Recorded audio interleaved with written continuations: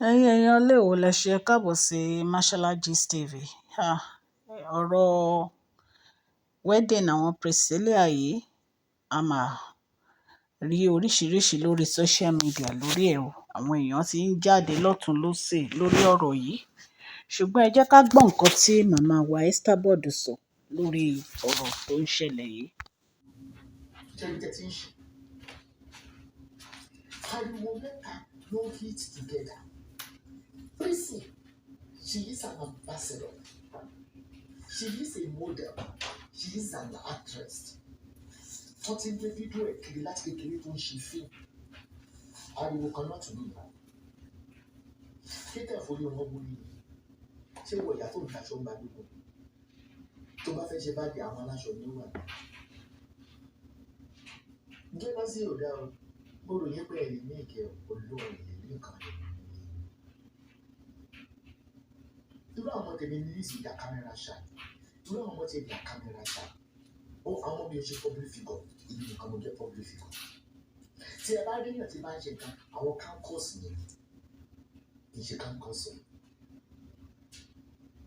Ẹni nígbà tó mọ ìyàbọ̀, ẹ lọ sórí YouTube, fíìmù yẹn bẹ lórí page náà, age of 5 ló ti bá wọn ṣe fíìmù. Látàrí késẹ́ẹ̀tì tí gbogbo wa gbélé wò, ẹ kó ti di aláriwo táyà ọmọ yẹn ọ̀rọ̀ lè dà lẹ́nu. Ó tún wá yàbàrà, ó tún lọ fọ́kẹ́ ọkọ̀ aláriwo. Tí ọkọ̀ ẹ̀ bá ń ṣe eré ní auditorium lórí field, èrò máa bọ̀ bẹ́ẹ̀ pé júmọ́ ní ẹkú tó ní di Priscilla. Ṣé aláriwo ni wọ́n? Nígbà tó wá máa tọ́pẹ́ ìyàbọ̀. Ó mọ̀ ìtẹ́lẹ̀ ékásù tó jẹ́ kí ìyàbọ̀ wà famous.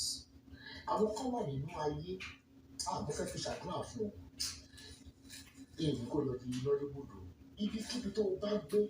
ìrìn àjò ẹ wà, ibi tó ti ń ṣiṣẹ́ tó ti ń tà ní, àbí tó ń bá ṣe lọ, ibi tó bá ti ń sọ̀rọ̀ rẹ ní burúkú, ògo ọ̀hún sì fọ̀hún. Ògo ọ̀hún ó fọ̀hún fún ọ. Yóò fọ̀hún fáwọn ọmọ rẹ. Ìyàbọ̀ ọ̀dà, ìyàbọ̀ ọ̀dà. Gbogbo àwọn tó wà tẹ́ǹdì pátí ìyàbọ̀, ẹ lè bá wọn pàdé tẹ́ fi kú. Ẹ lè mọ̀ wọn.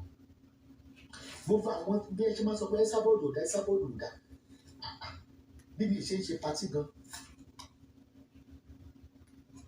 Kò yé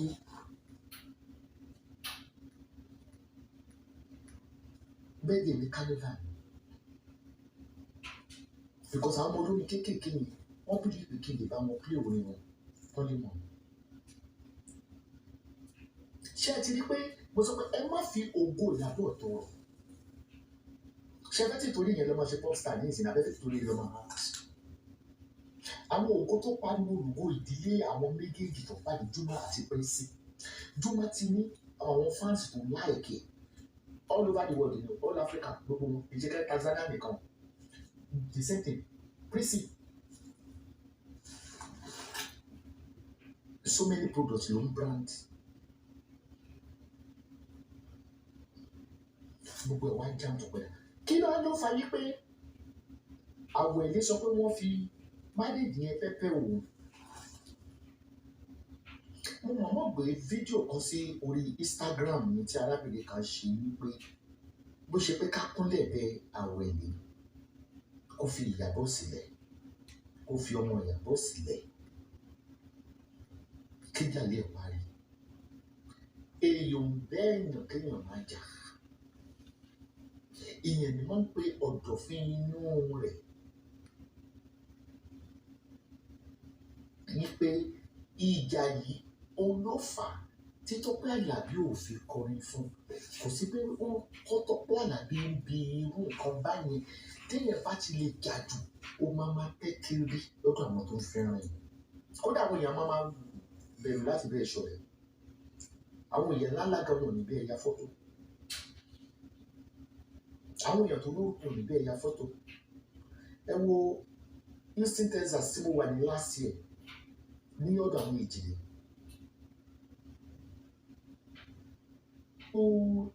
School child mi, school daughter mi, tàbí ní Yéjídé mo lọ bá ṣe 60th birthday mi. Mi ò plan pé mo máa débì kan mi tí ẹ mọ̀ tó Yéjídé. wọ́n máa kó màmá wọn àwọn fẹ́ host ní Èjìdè bá sọ pé ló tẹ̀ ìbò ní èyí má gbé tí má lọ mọ́ kọ́ tó ní ìlú Èjìdè eventually wọ́n convince mi mo lọ bẹ̀ owó tí tẹ bá rí àwọn èèyàn ní Èjìdè ní àfàt pé sábọ̀ wà ní owó tí wọ́n fún mi lórí àga tí gbogbo yín rí is over $10,000 torí ọ̀pọ̀lọpọ̀ wish láti ní ìtì.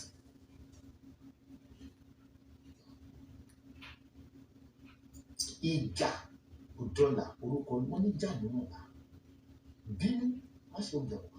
ọmọ yẹn gangan ló ba bíráǹdì ẹ̀jẹ̀ nítorí ẹ̀ fa àwẹ̀rẹ̀ tó fi bí ẹṣọ́ méjì let me go natural.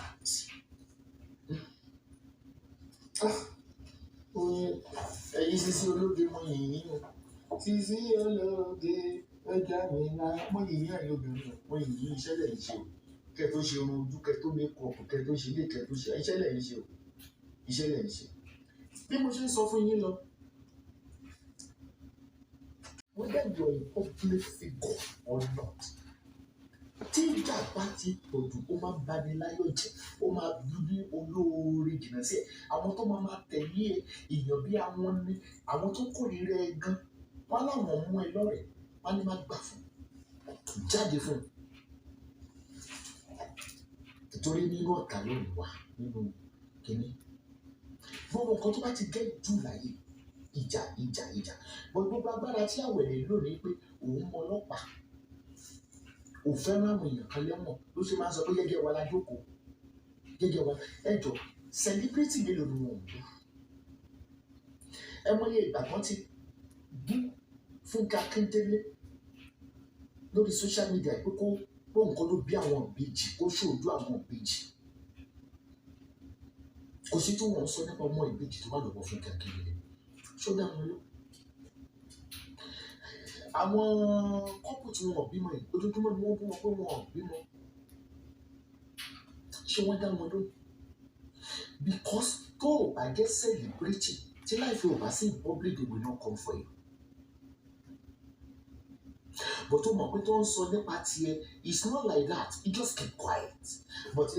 again defend ara mi tó wọ́n bá jí sọ̀rọ̀ wọn ò bá ṣe kíní kan I don't know what you are doing in that tọ́mọ máa wí wọn ni wọ́n dún ọmọ yẹn sábọ́ọ̀dù báwo ni ọmọ yẹn ọkọ mi wọ́n dún ọmọ yẹn sábọ́ọ̀dù wọ́n dún onú tírélà wọ́n dún onínú káà wọ́n dún èmi náà mo ń gbọ́ pé náà tọ́mọ mi ń gbọ́ pé owó mo dáa dúpẹ́ pé a ní awẹ́ lábẹ́ lákìrìbó tó wà tó máa ń gbéṣẹ́ ìwà rẹ̀ wá tó máa sọ pé mi ò mọ ewé tẹ̀lé ìlú tó gbówó fìlà àkókò wà pé wọ́n ti rí wá dùn yìí ọpẹ́ ní fọ́nà àṣẹwò ọlọ́mọ ni kí wá ti torí ẹ̀ kí wọ́n máa ní ẹgbọ́kú ọmọ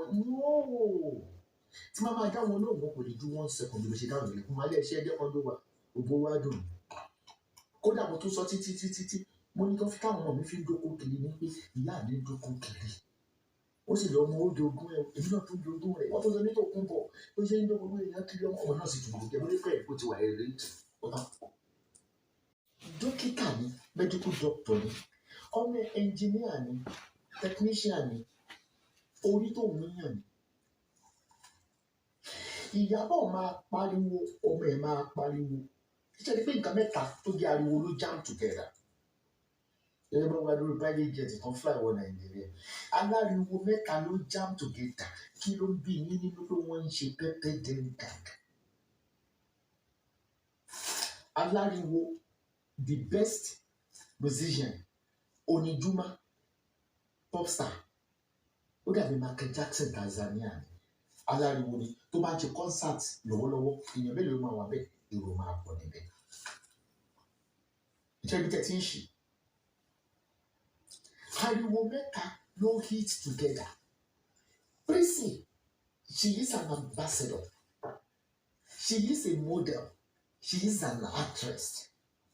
tó ti ń gbé fídíò ẹ̀ kiri láti kékeré tó ń ṣe fíìmù ariwo kan náà tún nìyẹn kí tẹ̀ forí wọn wúrí yìí ṣé wọ ìyá tó ń taṣọ ń balógun tó bá fẹ́ ṣe bá di àwọn aláṣọ mi wà lẹ́yìn gẹ́lọ́sì ò dá o mo rò yín pé ẹ lè ní ìkẹ́ olóhùn ìlérí nǹkan ayọ̀ nínú ilé yín irú àwọn tèmi ní ìsì ìdá kámẹ́rà ṣáì irú àwọn ọmọ tí ìdá kámẹ́rà ṣáì ó àwọn mi ò ṣe public figure èmi nìkan mo jẹ́ public figure tí ẹ bá rí èèyàn tí bá ń ṣe nǹkan àwọn campus mi ni kì í ṣe kánkọ́sọ̀. Ẹni nígbà tó mọ Ìyábọ̀ ẹ lọ sórí YouTube fíìmù yẹn bẹ lórí péjì mọ́ Age of 5 ló ti bá wọn ṣe fíìmù tákàyè késẹ́ẹ̀tì tí gbogbo wa ń gbélé wò ẹ kó ti di aláriwo tá ní àwọn èèyàn ọ̀rọ̀ lè dá lẹ́nu ó tún wá yàbàrà ó tún lọ fọkẹ ọkọ aláriwo tí ọkọ ẹ bá ń ṣe eré ní auditorium lórí fíìdì èrò máa pọ̀ bẹ́ẹ̀ pé júmọ́ ní ẹkú tó nídìí Priscilla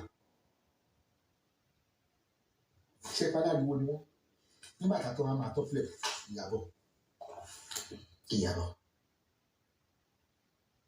nígbà ìtẹ̀lẹ̀ étàsù tó jẹ́ kí Ìyábọ̀ wà famous àwọn kan wà nínú ayé mo fẹ́ fi ṣàdúrà fún ọ ìrìn àjò ẹ wà ibi tó ti ń ṣiṣẹ́ tó ti ń kà ní àbí tó ń báṣẹ́ lọ ibi tó bá ti ń sọ̀rọ̀ rẹ ní burúkú ogún ọgbọ́n sì fún ọ ogún ọgbọ́n fọwọ́ fún ọ yóò fọwọ́ fáwọn ọmọ rẹ Ìyábọ̀ ò dá Ìyábọ̀ ò dá gbogbo àwọn tó wà níbi pàtí Ìyábọ̀ gbogbo àwọn bí ẹ ṣe máa sọ pé Ẹsábọ́ọ̀dù ò dá Ẹsábọ́ọ̀dù ò dá bí mi ṣe ń ṣe pàtí gan kò yé yín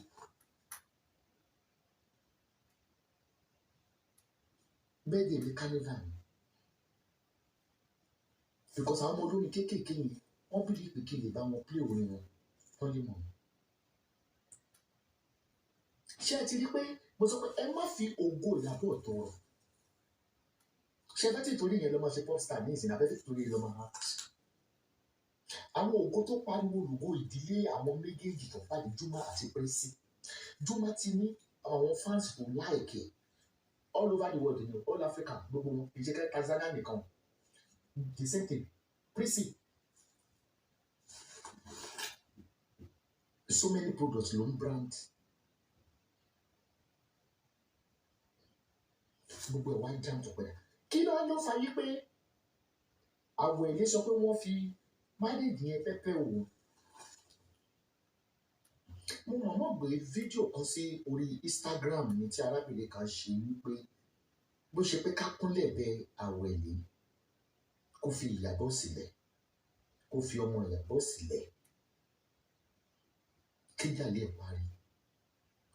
èèyàn bẹ́ẹ̀ yàn kéèyàn máa jà ìyẹn ni wọ́n ń pe ọ̀dọ̀fín inú rẹ̀ ní pé ìjà yìí òun ló fà á tí Tọ́pẹ́ Àlàbí ò fi kọrin fún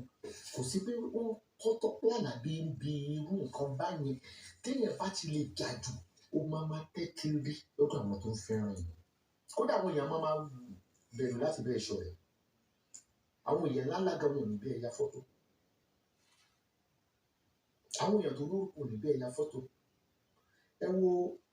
Houston Texas tí mo wà ní last year ní ọ̀dọ̀ àwọn ìjìnlẹ̀ ó school child mi school daughter mi tàbí Níyéjídé mo lọ bá ṣe 60th birthday mi ì plan pé mo máa débì kan mi tiẹ̀ mo tó Yéjídé wọ́n máa kó màmá o àfẹ́ ó sì Yéjídé mo bá sọ pé ló tẹ ìmọ̀ ní ẹni bá gbé tí wọ́n bá lọ mọ́ kọ́dún nínú ìlú Èjìdé eventually wọ́n convince mi mo lọ rẹ̀ owó tí tẹ bá rí àwọn èèyàn ní Èjìdé ní àfàtì pé Ẹsábọ́ọ̀dù wà ní owó tí wọ́n fún mi lórí àga tí gbogbo yín rí is over $10,000 torí ọ̀pọ̀lọpọ̀ wish láti ní ìtì.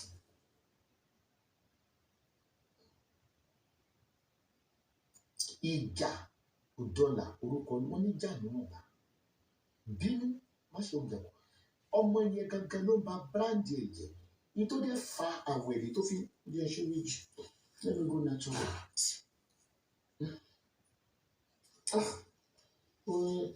Ẹ̀yin Sisi Ológe mo yìn yín